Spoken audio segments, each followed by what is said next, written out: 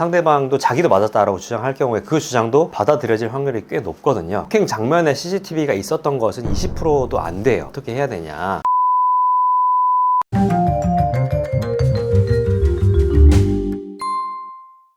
폭행 사건 같은 게 일어나면 경찰이 보통 적당히 합의하라고 하는데 왜 합의하라고 하는 거예요?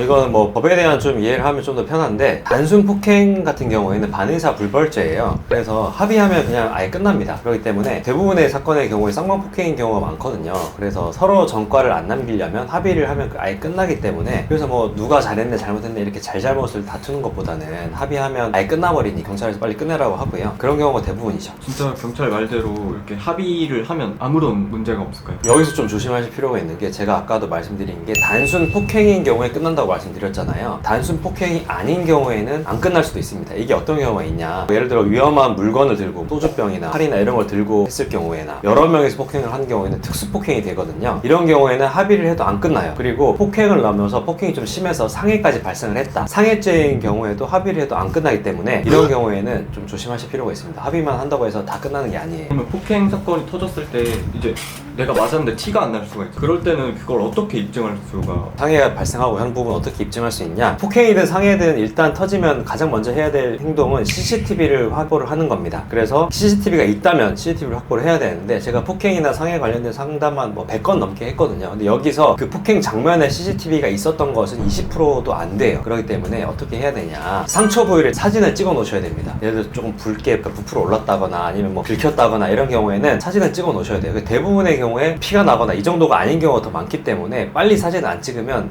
부어오르면 빨리 가라앉잖아요. 폭행 당한 직후에 사진을 찍어 놓으셔야 된다라는 점이 있고, 그리고 진단서를 또 끊어 놓으셔야 돼요. 빨리 진단서를 끊어야지 제대로 된 진단서가 나오지, 이거 회복되고 나서 가면은 진단서도 안 나오는 경우도 있거든요. 그래서 빨리 진단서를 끊어 놓으셔야 된다. 그래서 이거를 진단서를 가지고 있으면서 진단서를 내면서 이걸 상해죄로 주장을 할지, 아니면은 뭐 제시를 안 하고 단순 폭행으로 해서 합의를 볼지, 뭐 이런 것들을 결정을 할 수가 있기 때문에 일단은 사진 찍어 놓고 그 다음에 진단서 끊어 놓고, 이게 굉장히 중요합니다. 폭행이 사건에 따라서 좀 합의금이 달라진다고 들었는데 어떻게 이게 책정이 되나요? 보통은 뭐 전치 1주당 한 70만원에서 한 100만원 선 이 정도로 생각하시면 되거든요. 합의금은 이 진단 주수에 따라서 좀 합의금이 달라지게 되고요. 그리고 또 때린 사람의 돈이 얼마나 있느냐, 그리고 이 사람이 얼마나 잃을 게 많은 사람이냐에 따라서 당연히 합의금은 달라지게 됩니다. 그렇지만 단순 폭행인 경우에는 뭐 합의금 1000만원까지 뭐 이렇게까지 올라가진 않아요. 한 몇백 수준까지 생각하시면 될 것 같아요. 근데 합의금 없이 그냥 법대로 밀고 가면은 피해자가 항상 이득을 볼 수 있을까요? 아까 말씀드린 대로 폭행은 CCTV가 없는 경우에 발생하는 게 80%가 넘습니다. 그래서 사실 나는 맞기만 했는데 상대방이 나도 맞았다 라고 이렇게 쌍방 폭행을 주장하는 확률이 굉장히 높거든요. 거의 저는 100이면 100 이런 주장을 하더라고요, 상대방이. 그래서 진짜 억울한 게, 나는 진짜 맞기만 맞았어. 그런데 상대방이 쌍방 폭행을 주장을 해서 그 주장이 받아들여질 확률도 굉장히 높은 거죠. 그래서 이런 경우 이제 거짓말이라는 사실을 밝혀내기가 매우 쉽지가 않기 때문에, 우리 친구 일행이 있었다라고 하더라도 그 친구의 진술은 제3자의 진술이라 보기 어렵잖아요. 그렇기 때문에 상대방도 나는 맞기만 했는데 상대방도 자기도 맞았다라고 주장할 경우에 그 주장도 받아들여질 확률이 꽤 높거든요. 무조건 법대로 밀고 나가기보다는 합의를 하는 게 유리할 수도 있습니다. 그럼 궁금한 게, 술집에서 싸움이 났을 때 술집에서 맞기만 했으면은, 네. 근데 CCTV가 없는 술집이라서 네. 가게 사장님이 증인이 될 수 있나요? 그런 경우 증인될 수 있죠. 만약 가게 사장님이나 아니면은 우리 친구나 저 상대방 친구가 아닌 제3자가 그걸 봤다라고 할 경우에는 그 진술의 신빙성이 꽤 높기 때문에 증인으로 쓸 수 있죠. 그걸 어떤 식으로 부탁을 해야 좀 잘 들어줄까요? 아니면 그분을 찾아가서 그분이랑 얘기를 하면서 녹음을 해놓는 것도 방법이 될 수 있어요. 그 현장에서 바로 녹음을 따는 거죠. 왜냐면 대화자 간의 녹음은 불법이 아니기 때문에, 그때 뭐 보셨죠? 라고 하면서 이제 저는 맞는 것만 보셨죠? 뭐 그렇다라는 진술이 있으면 일단 그 녹음을 따놓고 그분한테 일단 진술을 부탁드린 다음에, 그게 좀 어렵다, 여의치 않다 하면은 그 녹음본을 증거로 제시할 수도 있죠. 그럼 피해자 신분에서는 어떻게 이제 해야 될까요? 네. 일단 제가 아까 말씀드린 것처럼 폭행을 당한 그 직후에 사진을 꼭 찍어 놓으셔야 되고, 그 다음에 진단서도 끊어 놓으셔야 됩니다. 그리고 객관적인 제3자가 있다면, 증인으로 될 만한 사람이 있다면 그 사람에게 진술을 좀 부탁드린다거나, 아니면 그 사람과 대화를 한 거를 녹음을 해 놓으셔라는 거, 이게 두 번째가 있고요. 그 다음에 실제 병원을 다녔다면 그 다닌 내역도 확보를 해 놓으셔야 됩니다. 다음으로는 실제 피해가 발생한 것을 입증할 수 있는 모든 내역들을 다 수집해 놓으셔야 돼요, 증거들을. 또 조심하셔야 될 게, 피해자 입장에서 이런 경우도 많이 있었어요. 폭행을 당한 피해자라고 하면서 저한테 상담을 요청을 하신 분들 중에 합의는 어떻게 요청해야 되나요? 변호사님 궁금한 점을 많이 물어보시던데, 합의는 피해자가 먼저 얘기하는 게 아니에요. 피해자가 먼저 우리 합의합시다, 합의금 얼마 주세요 라고 얘기하는 게 아니고, 일단 피해자는 기다려야 됩니다. 가해자가 그러니까 불리하다고 느꼈을 때, 그때 연락이 왔을 때 좀 더 유리하게 합의를 할 수가 있기 때문에, 그리고 통상 또 피해자가 내가 먼저 합의하자 이렇게 얘기하진 않거든요. 그럼 피해자는 기다려야 된다라는 걸 말씀드릴 수 있을 것 같네요. 살다 보면은 진짜 누굴 때릴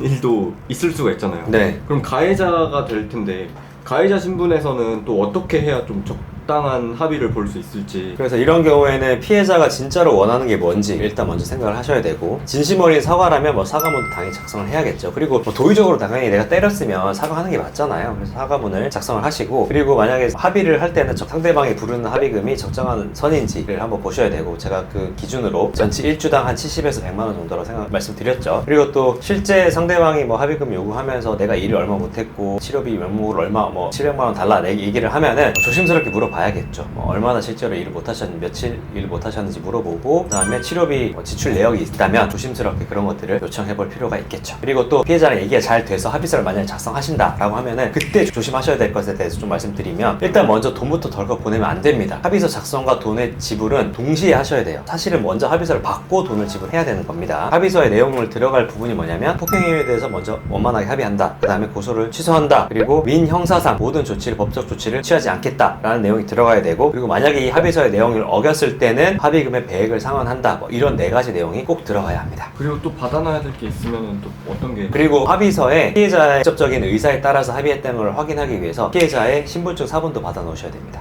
주기 좀 어려운 부분이 있기 때문에, 그래서 합의 대행을 변호사한테 맡기는 경우가 많이 있고, 저도 실제로 뭐 사건 정식 수임은 아니라 하더라도 합의 대행만 해서 많이 진행하는 경우가 있거든요. 왜냐면 피해자 입장에서는 본인의 인적사항이나 이런 것들을 상대방 가해자에게 선뜻 건네는 게 쉽지가 않잖아요. 그래서 이런 경우에 변호사가 중간에 들어가면 변호인에게는 주는 경우가 있기 때문에 이렇게 진행하셔도 됩니다. 근데 폭행 사건이라고 해서 그냥 합의를 안 하고 그 벌금을 그냥 때려 맞을 경우에는 어떻게 되나요? 보통 벌금형이 나오는 경우에는, 초범인 경우에는 100에서 200, 몇백까지 뭐 이렇게 나오는데, 그러면 그냥 전과가 남는 거죠. 전과를 안 남기기 위해서 단순 폭행인 경우에도 그렇게 합의를 하는 거죠. 일단 그래도 전과 남는 것보다는 합의하는 게 그래도 좋겠네요. 그렇죠. 폭행 전과가 남아있다 보면, 특히나 뭐 폭행에 전력이 있는 사람들 같은 경우에는 나중에 또 그런 시비에 휘말리는 경우가 많이 있거든요. 그런 상황에서 내가 폭행 전과가 있는 경우랑 없는 경우랑의 엄청나게 차이가 나기 때문에, 두 번째, 세 번째는 훨씬 더 심하게 처벌을 받고, 예를 들어서 내가 폭행 전과가 있어. 근데 어떤 또 술 마시다가 시비가 붙었어. 그런데 그런 상황에서 나는 그때는 안 때렸어. 근데 나도 폭행 전과가 있기 때문에 상대방이 나도 맞았다 하는 경우에는, 경찰이 보기에는 내가 폭행 전과가 있음으로 인해서 나도 때렸다는 게 받아들여질 가능성이 훨씬 더 높겠죠. 이런 사정들이 있기 때문에 합의를 해놓는 게 더 유리합니다. 실제로 많이 발생하나요? 네. 억울한 상황. 네, 그런 경우 굉장히 많아요. 이전에 폭행 전과가 뭐 벌금 50만 원 낸 적이 있어. 근데 이번에 사건이 발생했는 데는 내가 진짜로 안 때린 거예요. 그런데 그 폭행 전과 때문에 당연히 때렸을 거라고 인정이 되는 경우도 있었습니다. 조금 합의를 봐야겠네요. 네, 합의 보는 게 유리하죠. 오늘 정리하자면, 폭행 사건에서 적절한 합의금은 1주당 한 70에서 100만 원 사이다. 그러나 때린 사람의 자력이 어느 정도 되는지, 잃을 게 얼마나 많은지에 따라서 달라질 수가 있다. 그리고 폭행은 웬만하면 합의하는 게 좋다. 왜냐면 CCTV가 없는 경우에 발생하는 경우가 90%가 넘기 때문에, 그러면 쌍방폭행을 상대방이 대부분 주장하고, 그 주장이 나는 정말 한 대도 안 때렸지만 상대방이 나도 맞았다고 하는 경우에는 받아들여질 가능성이 높다라는 점. 내가 만약에 맞은 경우라면 무조건 사진이나 진단서는 꼭 끊어놔야 된다. 이렇게 정리하시면 될 것 같습니다. 영상이 도움이 되셨다면 구독과 좋아요 부탁드립니다.